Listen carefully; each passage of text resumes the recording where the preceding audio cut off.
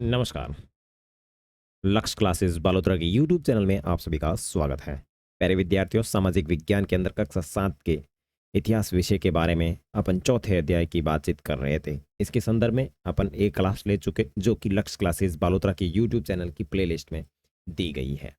तो वहाँ जाकर आप प्लेलिस्ट कक्षा 7 इतिहास देखें और वहाँ से पहले वीडियो देखें, उसके बाद में ये दूसरा वीडियो आपके चौथे अध्याय से संबंधित। चलो क्लास को शुरू करते हैं। ओके, तो यहाँ अपने को उत्तराधिकार की परंपराओं से आगे पढ़ना था। पीछे पढ़ लिया था वहाँ। तो चलो देखो, उत्तराधिकार की मुगल परंपराएं। मुगल ज्येष्ठ अधिकार के नियमों में विश्वास नहीं करते थे। ज्येष्ठ अधिकार का मतलब है जो बड़ा पुत्र नहीं करते थे, जिसमें ज्येष्ठ पुत्र अपने पिता के राज्य का उत्तराधिकारी होता था। इसके विपरीत उत्तराधिकार में वे शहादात की मुगल और तैमूर वंशों की प्रथा को अपनाते थे। ठीक है ना। मुगल और तैमूर वंशों की परंपरा को अपनाते थे, जिसमें उत्तराधिकार का विभाजन समस्त पुत्रों में कर दिया जाता था। ध्यान रखना, उत्तराधिकार के अंदर इनका यह होता था कि उत्तराधिकार का विभाजन समस्त पुत्रों में कर दिया जाता था। तालिका 1 में दिए गए रंगीन उदाहरणों को पढ़िए और मुगल राजकुमारों के विद्रोह से जुड़े प्रमाण पर गौर कीजिए। आपके अनुसार उत्तराधिकार का कौन सा तरीका सही था, ज्येष्ठ अधिकार या सहदायाद? तो देखो, ये तरीका सबसे बेस्ट है एक तरीके से देखा जाए तो।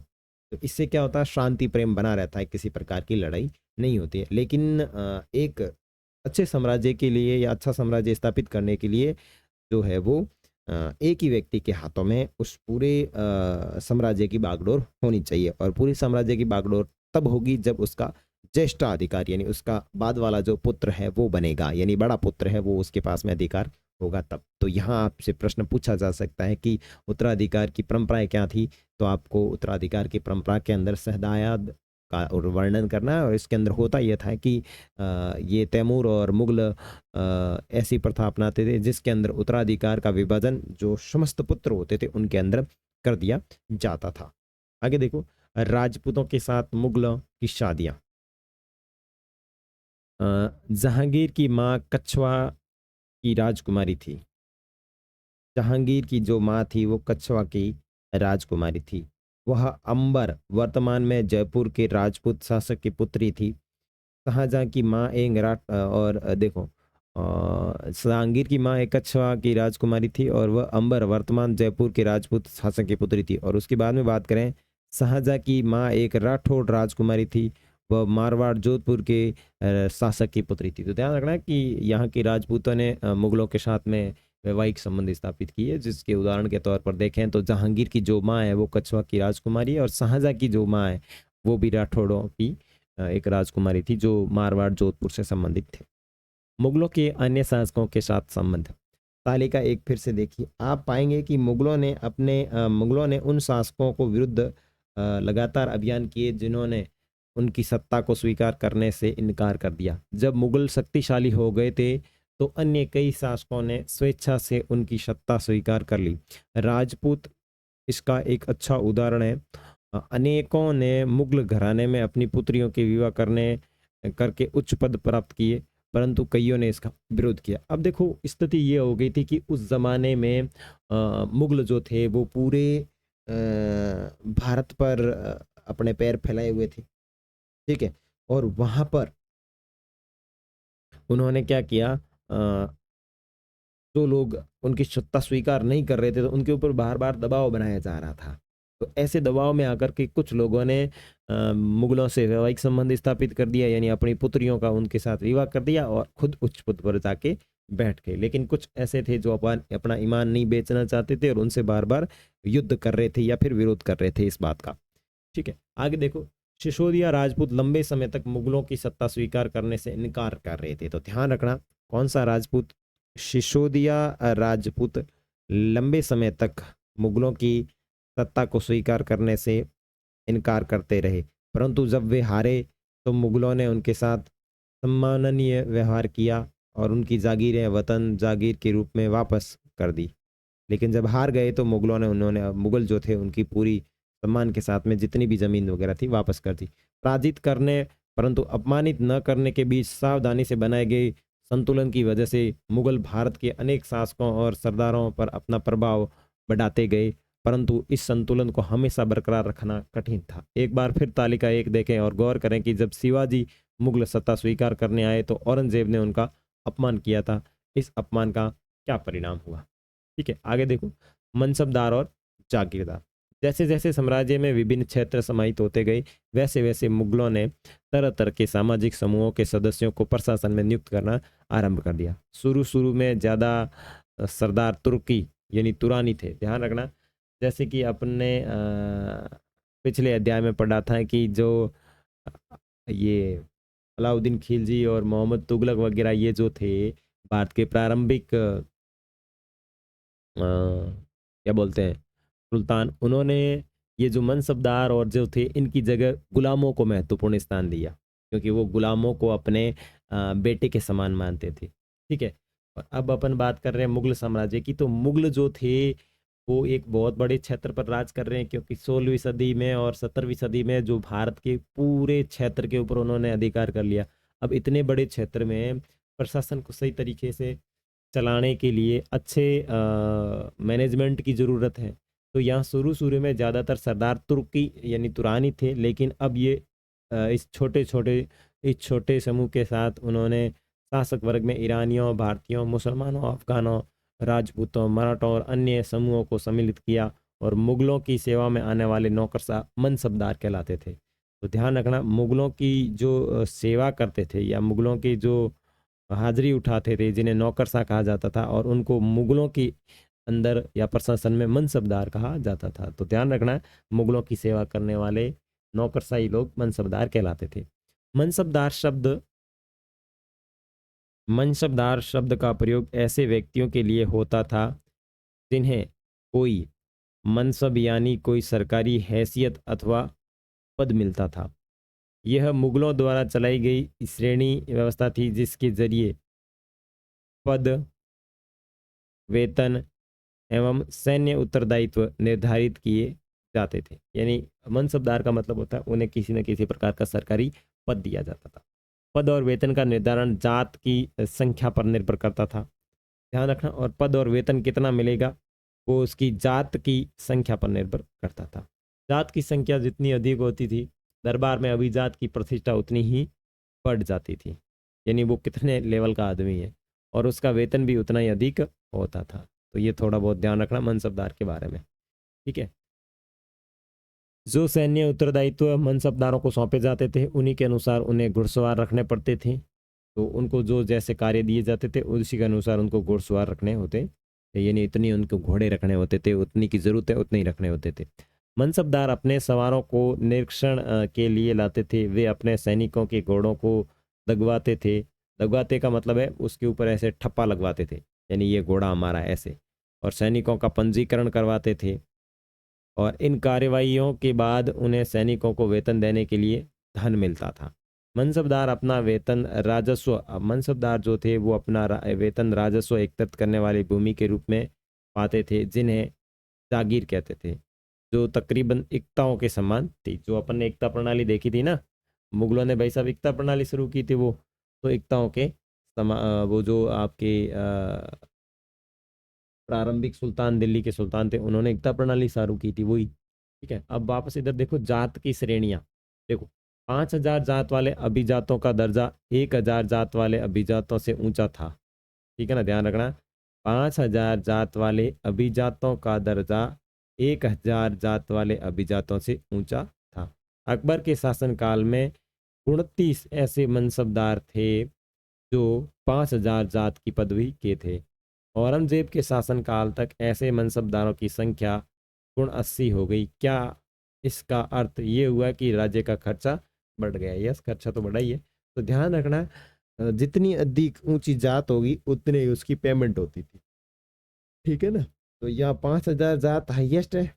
और बात करें अकबर के टाइम में, तो अकबर के टाइम में 5,000 की जात वालों की जो संख्या थी वो थी 29। और वापस औरंगजेब के शासनकाल में बात करें तो इनकी संख्या बढ़ करके हो गई थी 79। ठीक है, परंतु मनसबदार मुक्तियों से भिन्न अपने जागीर पर नहीं रहते थे और न ही उन पर प्रशासन करते थे। उनके पास अपनी जागीरों से केवल राजस्व एकत्रित करने का अधिकार था। ये राजस्व अनेक नौकरशाह उनके लिए एकत्रित करते थे, जबकि वे स्वयं देश के किसी अन्य भाग में सेवारत रहते थे। अकबर के शासनकाल में इन जागीरों का सावधानीपूर्वक आंकलन किया जाता था, ताकि इनका राजस्व मनसबदार के वेतन के तकरीबन बराबर रहे। औरंगजेब के शासनकाल तक पहुंचते पहुंचते स्थिति बदल गई, जब प्राप्त राजस्व मनसबदार के वेतन से बहुत कम था और मनसबदारों की संख्या में भी अत्यधिक वृद्धि हुई, जिसके कारण उन्हें जागीर मिलने से पहले एक लंबा इंतजार करना पड़ता था। इन सभी कारणों से जागीरों की संख्या में कमी हो गई। फलस्वरूप कई जागीरदार जागीर रखन रहने पर यह कोशिश करते थे कि वे जितना राजस्व वसूल कर सके कर ले। अपने शासनकाल के अंतिम वर्षों में औरंगजेब इन परिवर्तनों पर नियंत्रण नहीं रख पाया और इस कारण किसानों को अत्यधिक मुसीबतों का सामना करना पड़ा। तो ये एक तरीके की समस्या पैदा हो गई ये मनसबदार बढ़ा दाने के पीछे, यानी जो जात बढ़ा दी ना। तो अकबर के टाइम में तो कितनी थी, अभी अपन ने यहाँ पे देखी थी, अकबर के टाइम में तो कितनी है, 29 है, और औरंगजेब के टाइम में 79 होगी। तो ये बढ़ जाने की वजह से ये इस तरीके की समस्या आती। चित्र 5 क्या दिया है,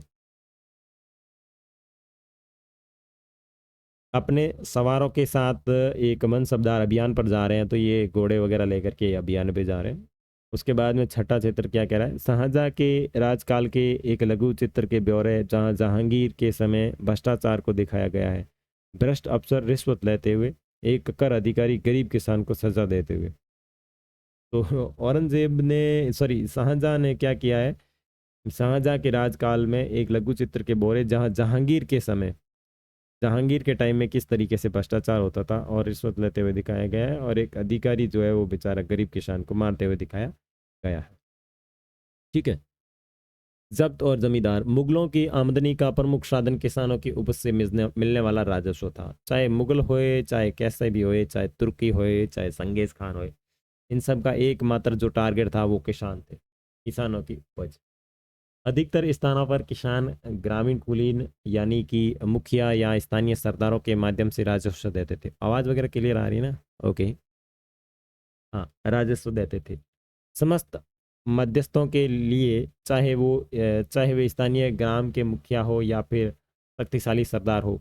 मुगल ही जमींदार का प्रयोग करते थे। अकबर के राजस्व मंत्री टोडरमल ने 10 साल, अकबर के राजस्व मंत्री टोडरमल ने 10 साल 1570 से 1580 की कालावधि के लिए कृषि की पैदावार, कीमतों और कृषि भूमि का सावधानीपूर्वक सर्वेक्षण किया। इन आंकड़ों के आधार पर प्रत्येक फसल पर नकद के रूप में कर यानी राजस्व निश्चित कर दिया गया, और प्रत्येक सूबे यानी प्रांत को राजस्व मंडलों में बांट दिया गया, और प्रत्येक की हर फसल के लिए राजस्व दर की अलग से सूची बनाई गई। राजस्व प्राप्त करने की इस व्यवस्था को जब्त कहा गया। यानी उसने क्या किया, प्रत्येक की सूची बनाई और इसने क्या किया कि प्रत्येक फसल पर नकद के रूप में टैक्स लगा दिया कि आप जैसी फसल बोएंगे, चाहे मूंग बोए, चाहे ग्वार बोए, चाहे बाजरा बोए, जो फसल बोएंगे उसके ऊपर उसने एक टैक्स लगा दिया। और कौन लगाता है ये टैक्स? अकबर का राजस्व मंत्री टोडरमल। ठीक है। और ये इस तरीके की सूची बना करके अकबर को दे देता है, और ये जो प्रणाली है वो जब्त कहलाती है। और यह व्यवस्था उन स्थानों पर प्रचलित थी जहां पर मुगल प्रशासनिक अधिकारी भूमि का निरीक्षण करते थे और सावधानी पूर्वक उनका हिसाब रखते थे। ऐसा निरीक्षण गुजरात और बंगाल जैसे प्रांतों में संभव नहीं हुआ। तो ध्यान रखना, जब्त वाली जो प्रणाली है वो कहाँ पे संभव नहीं हो पाई? गुजरात और बंगाल जैसे प्रांतों में संभव नहीं हो पाई। कुछ क्षेत्र में जमींदार इतने शक्तिशाली थे कि मुगल प्रशासकों द्वारा शोषण किए जाने की स्थिति में वे विद्रोह कर सकते थे। कभी कभी एक ही जाति के जमींदार और किसान मुगल सत्ता के खिलाफ मिलकर विद्रोह कर देते थे। 17वीं शताब्दी के आखिर से ऐसे किसान विद्रोह ने मुगल साम्राज्य के स्थायित्व को चुनौती दी। अकबरनामा और आईने अकबरी, ये देखते हैं क्या चीज़ है। चलो, अकबर ने अपने करीबी मित्र और दरबारी कवि अबुल फजल, अकबर का एक मित्र था और वो एक दरबारी कवि भी था जिसका नाम था अबुल फजल, को आदेश दिया कि वह उसके शासनकाल का इतिहास लिखे। अबुल फजल ने यह इतिहास 3 जिल्दों में लिखा, यानी 3 अलग अलग किताबों में लिखा, और इसका शीर्षक अकबरनामा दिया। अब अकबर काफ़ी मोटा आदमी था, काफ़ी मोटा शासन किया, तो कम से कम 3 किताबें लिखी इसके ऊपर। ठीक है, पहली जिल्द में अकबर के पूर्वजों का बयान है। पहली जिल्द का मतलब है पहली किताब जो है उसके अंदर अकबर के पूर्वजों का बयान है, और दूसरी के अंदर अकबर के शासनकाल की जानकारी यानी घटनाओं का वर्णन देती है। और तीसरी जिल्द आईने अकबरी, तीसरी जो जिल्द है उसका नाम है आईने अकबरी। इसमें अकबर के प्रशासन, घराने, सेना, राजस्व और साम्राज्य के भूगोल का ब्यौरा मिलता है।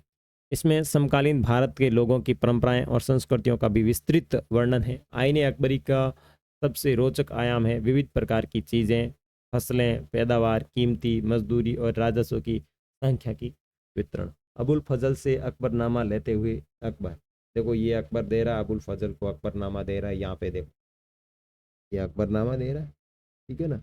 तो ये जो अकबरनामा और आईने अकबरी जो लिखी गई वो अबुल फजल के द्वारा लिखी गई, वो उनका फ्रेंड भी था और दरबारी कवि भी।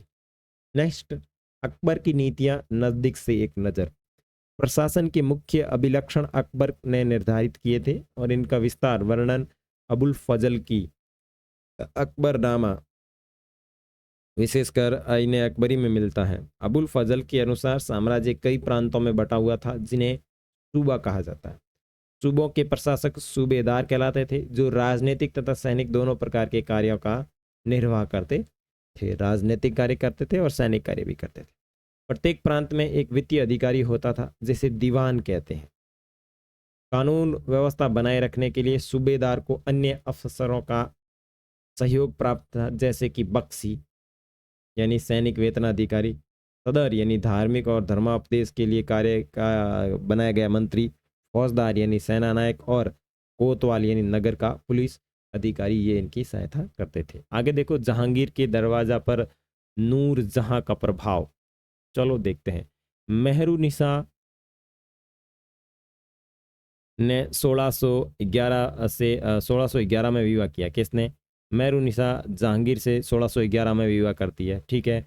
उससे नूरजहां का खिताब मिला, मेहरुनिसा, और उसे नूरजहां का खिताब मिला। नूरजहां हमेशा जहांगीर के प्रति अत्यधिक वफादार रही है और उसे नूरजहां का खिताब मिला। नूरजहां हमेशा जहांगीर के प्रति अत्यधिक वफादार रही और उसको समय समय पर सहयोग देती रही। नूरजहां के सम्मान में जहांगीर ने चांदी के सिक्के बनाए, इनमें से चांदी के सिक्के बनाए जिनमें एक और स्वयं की किताब का उत्कीर्ण किया, स्वयं की किताब का उत्कीर्ण किया, और दूसरी ओर वाक्य लिखा, रानी बेगम नूरजहां के नाम से गढ़ा हुआ है। ये इस तरीके से, ओठ लिखोड़ पड़ो रानी बेगम नूरजहां, ठीक है। बाईं ओर दिया गया दरवाज़ा नूरजहां के द्वारा जारी किया आदेश फरमान है। चौकोर मोहर बताती हैं उदांत और महान महारानी नूरजहां बादशाह बेगम का आदेश है। ये यहाँ पे कुछ लिखा हुआ है, ठीक है। गोल मोहर के अनुसार शाह जहांगीर के प्रताप से महारानी चंद्रमा जैसी वैभवशाली बन गई। हम कामना करते हैं कि नूरजहां बादशाह इस युग की सर्वोत्तम महिला बने।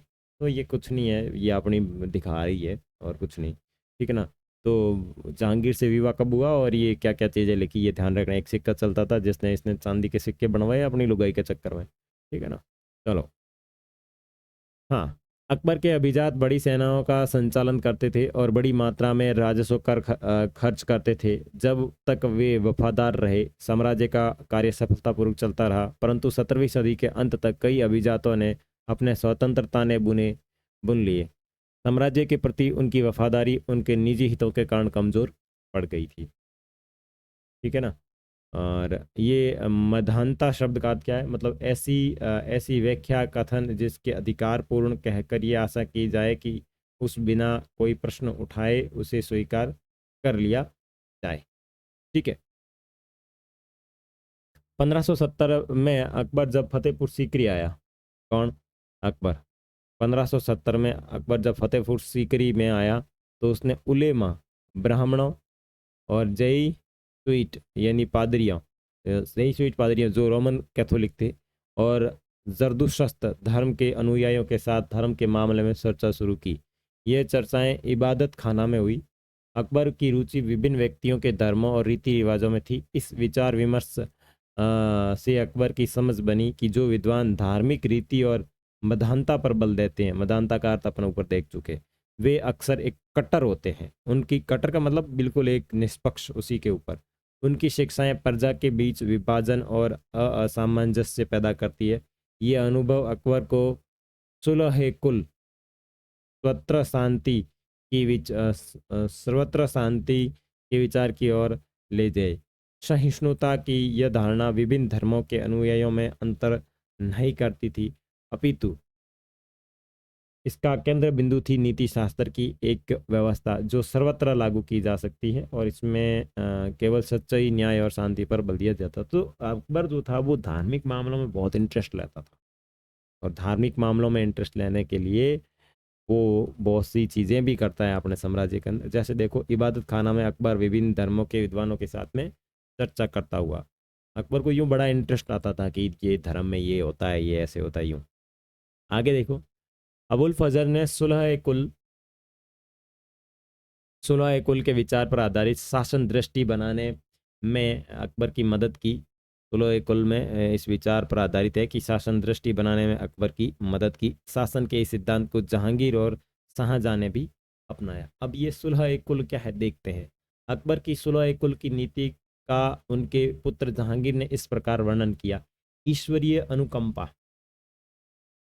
वो क्या कहता है कि ईश्वरीय अनुकंपा के विस्तृत आंचल में सभी वर्गों, सभी धर्मों के अनुयायियों की एक जगह है। इसलिए उसके विशाल साम्राज्य में, जिसकी चारों ओर सीमाएं केवल समुद्र हैं, से ही निर्धारित होती है। क्योंकि एक विशाल साम्राज्य था, विरोधी धर्मों के अनुयायियों और तरह तरह के अच्छे बुरे विचारों के लिए जगह थी। जहां असहिष्णुता का मार्ग बंद था, यहाँ सुन्नी या एक ही मस्जिद में इकट्ठे होते थे, और ईसाई और यहूदी एक ही गिरजे में प्रार्थना करते थे, और उसने सुसंगत तरीके से सार्विक शांति यानी सुलह ए कुल के सिद्धांत का पालन किया। यानी किसी भी प्रकार का धर्म के प्रति उन्होंने किसी भी प्रकार का ऐसा कार्य नहीं किया जिससे लोगों को ठेस पहुंचे।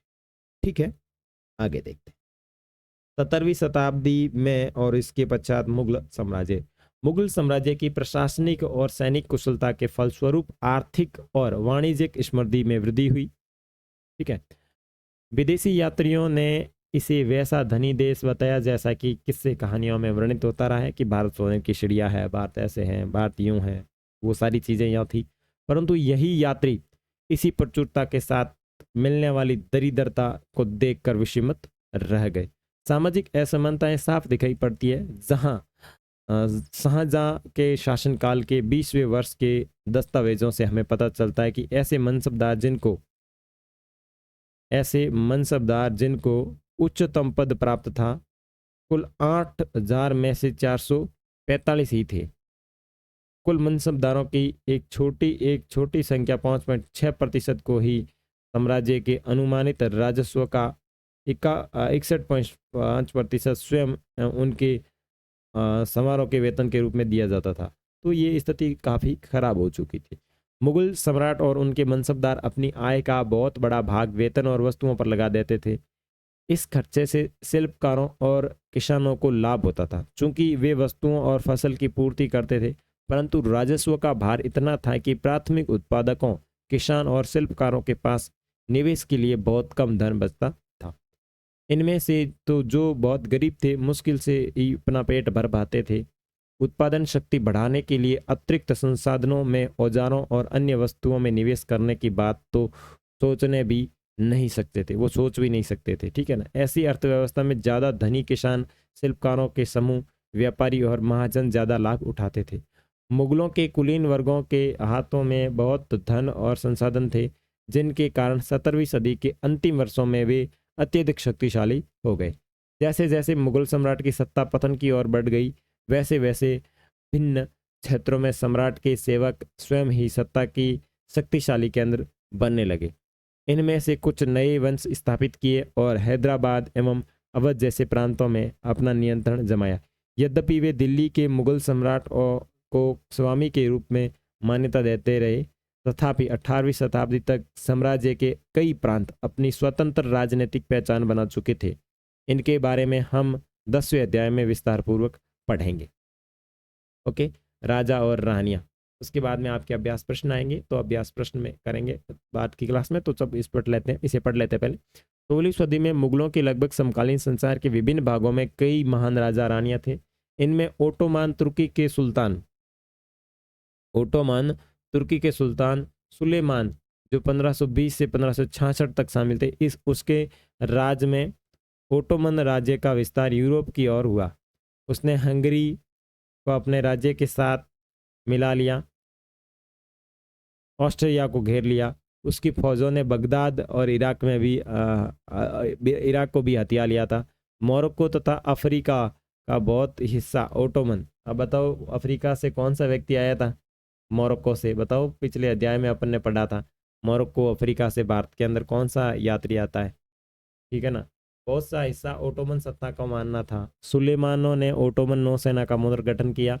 पूर्वी भूमध्य सागर के इलाकों में इन नौसेना के प्रभुत्व की वजह से स्पेन के साथ उसकी प्रतिस्पर्धा हुई। अरब सागर में इस नौसेना ने पुर्तगालियों को चुनौती दी। सम्राट को अल कानूनी यानी विधि निर्माता का खिताब दिया गया, क्योंकि उसके शासनकाल में बड़ी संख्या में नियम कानून बनाए गए थे। इन नियमों का लक्ष्य ये था कि बढ़ते हुए साम्राज्य के विभिन्न क्षेत्रों को ध्यान में रखते हुए प्रशासनिक तरीकों का मानकीकरण हो, ताकि किसानों को बेगार और भारी करों से बचाया जा सके। आगे चलकर 17वीं शताब्दी में ओटोमन क्षेत्रों में सार्वजनिक व्यवस्था का पतन हुआ, तो सुलेमान कानूनी के काल को आदर्श शासनकाल के रूप में याद किया जाने लगा। अकबर के अन्य समकालीन शासकों के बारे में पता लगाएं। इंग्लैंड की रानी एलिजाबेथ, ईरान का सफाविद शासक शाह अब्बास, और इसे कहीं ज़्यादा विवादास्पद रूसी शासक जार इवान और चतुर्थ बेसलिएविस, जो इवान दी टेरिबल के नाम से कुख्यात था। तो कुख्यात का मतलब प्रसिद्ध, ठीक है ना। तो ये तो इसके समकालीन शासक थे, और आपने ओटोमन के सुलेमान शासक के बारे में थोड़ी बहुत हिस्ट्री देखी, कहानी देखी। यानी उस जमाने में कई राजा रानियां होते थे जो अपने साम्राज्य के विस्तार के लिए लड़ाइयाँ लड़ते थे। तो यहाँ आपका अध्याय तो कंप्लीट होता है। आगे अपन वो बातचीत करेंगे अभ्यास प्रश्नों के अंदर। जानकारी अच्छी लगी हो तो लाइक करें, शेयर करें, साथ ही साथ अपने ग्रुप के साथ, जो स्टडी ग्रुप है आपके, उनके साथ। मिलेंगे अभ्यास प्रश्नों में, तब तक के लिए बाय बाय।